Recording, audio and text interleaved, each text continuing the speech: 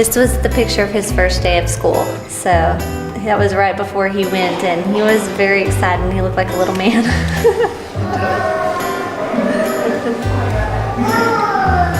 And then this was some artwork that he had made.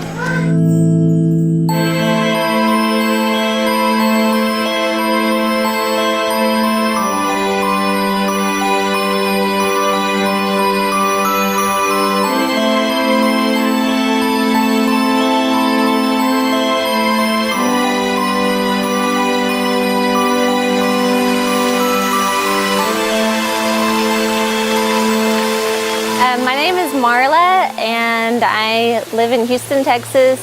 Originally from Dallas, born and raised there. Let me show you a picture of him actually in the water. He was born in 2004, October 2004. And our first child, he was the love of my life, and my mom used to tease me and say he was my soulmate, which is funny because he's my child. But he went everywhere with me, and we never had a babysitter with him, not one time. Not even our grandparents kept him. He was never out of my sight. Here's one of him in the water playing. We put life jackets on him even because he was pretty crazy when he would swim in the water. And then here's him at a swimming pool playing. That's him right here. It's him there. At 2 years old, he weighed probably around 35 pounds and wore a 4T. And 2.5, he was 40 pounds already, which is very big for that age. He was strong physically. He could pick me up practically, and very strong-willed. He had a great sense of humor.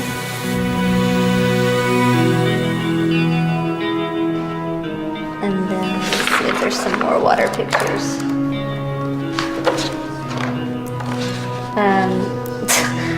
There he is in one of those swimming suits that have the floating device built in.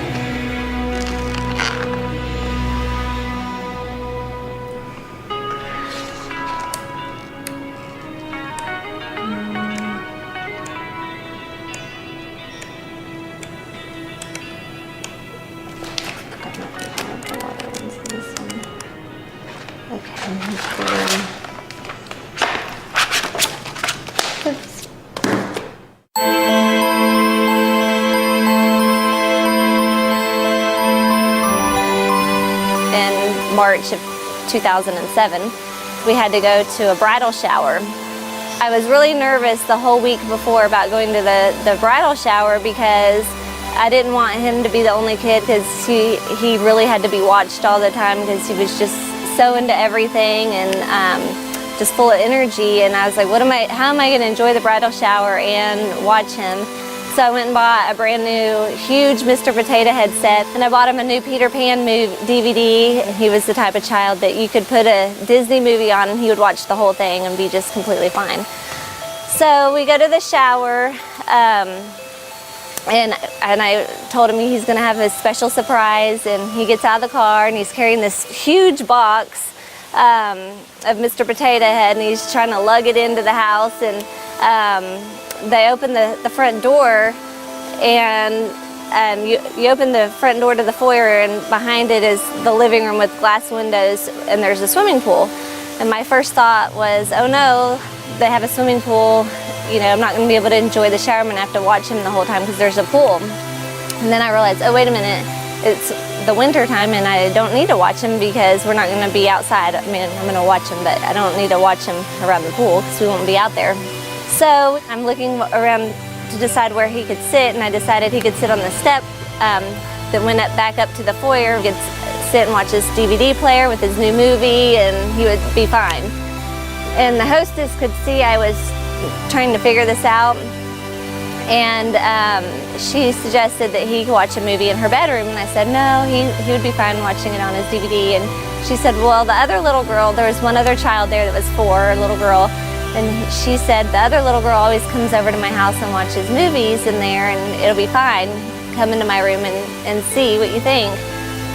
So reluctantly, I followed her in the room and looked around and didn't see anything that was wrong, except for the fact that there was one step going down into her bathroom, and I was nervous about that step, but I thought, okay, you know, he'll stay busy with the Mr. Potato Head in the movie and he'll be okay. So we're having our lunch and talking, and I just had a feeling, you know, it's been a little too long and he's a little too quiet and we should check on him. But with my son, if I check on him, he's like, "Mommy," and pulls me down and wants me to stay, and I don't ever get to get away. So the other mom suggests that she'll go check on the children. And she gets up and goes and checks on him. And we heard a really weird screaming sound. Nobody could actually decipher what the screaming was and why. And we're all like, well, that's kind of weird. And we just waited a minute for her to come back, and she didn't come back. And so another lady at the table said she would go see what was the problem, because again, they knew if I went, I would be stuck in there and wouldn't be able to rejoin them. And so she goes in there and she screams, "Call 911. And my first thought was, oh no, something happened to the little girl. And that's why the mom screamed. And she goes, something happened to Sterling. And my heart just stopped. And I'm sorry.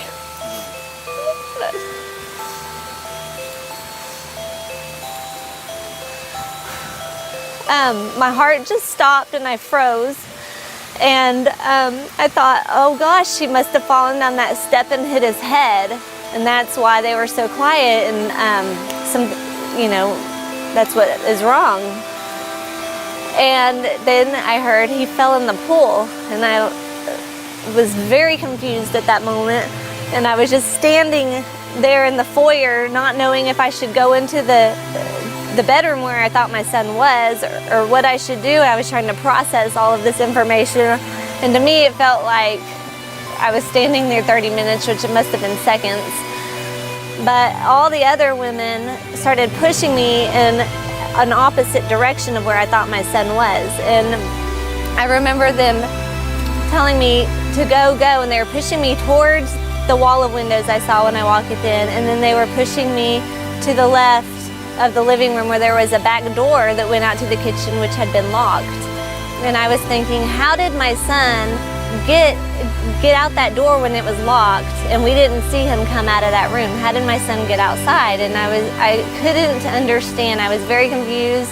And so I was trying to process all this information when I walked out the door and saw my son laying on the ground next to the swimming pool with the first mom giving him CPR. And so then I quit thinking about all that, trying to figure out how did he get outside, and started focusing on my son. And I tried to stay calm, because I thought he was just gonna sit up and be scared and be like, "Mommy," and wanna hug me. And so I tried to have the calm demeanor so he wouldn't be scared. And then I realized he wasn't getting up, and I realized she was doing CPR. And I thought, well, he's gonna be okay. Like on TV, they always get CPR and cough and then they're fine. And I thought he's gonna be fine. And then I realized he's bluish green. And I thought, well, that is not good. And she kept giving him CPR and he wasn't sitting up. And so I didn't know what to do. I started to go to him, and the other moms held me back, and I was just going to help with the CPR because I know how to do that, and I was just trying to help my son and to stay calm. And two other ladies grabbed my arms, and one was on one arm and one was on the other, holding me back. I just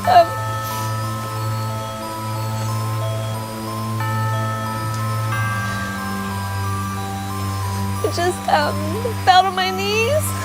I didn't know what else to do, because by then,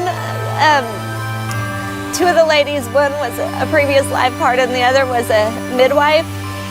We're both giving them CPR, and they were doing all the help they could do, and somebody was already calling 911. So I did everything I knew what to do, and that was to make my son not die. It was to scream at him to stay there and to live. And so I just started screaming at him, "Sterling, wake up, Sterling, wake up, open your eyes, Sterling, wake up. Wake up, Sterling, open your eyes." And I just was screaming this at him because I didn't know how loud I needed to be for him to hear me, and I didn't want him to stop fighting if there was any hope. And so I just screamed at him that he was being a good boy and he was gonna be okay, and just kept screaming, "Wake up, Sterling, wake up." And they just kept holding on to me. And then at one point,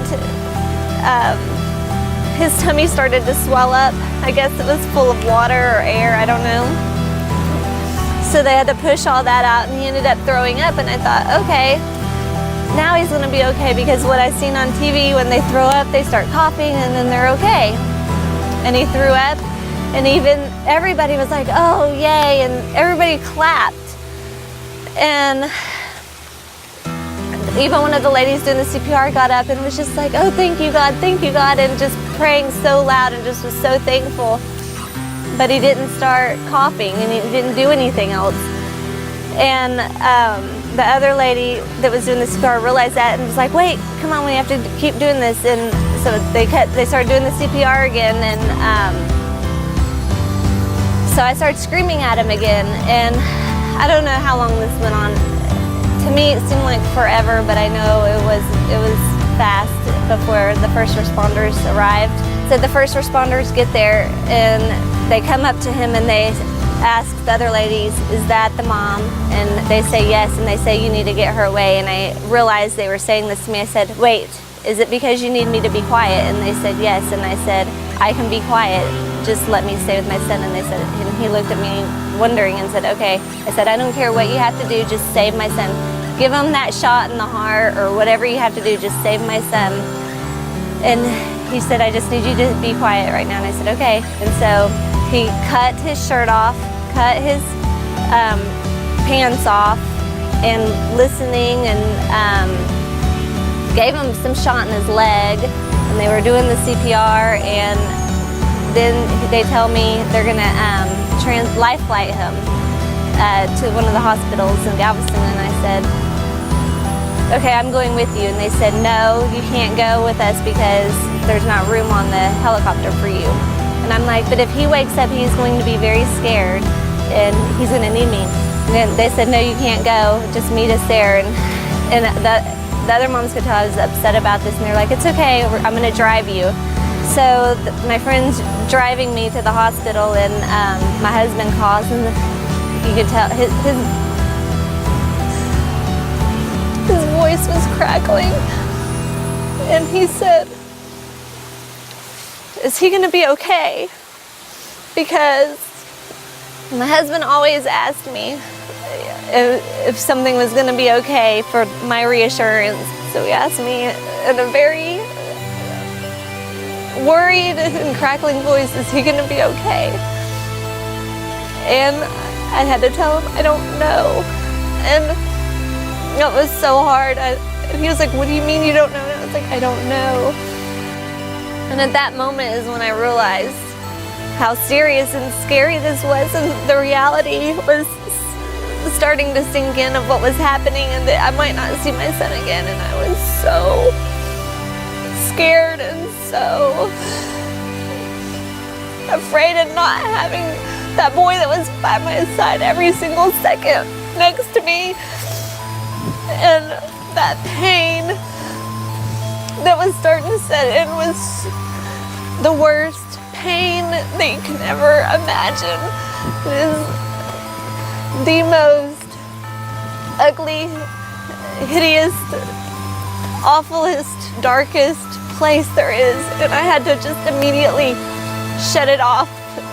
I couldn't go there. It was too much of a deep, dark, black hole. And so I just had to get my strength and my hope back that he was going to be okay.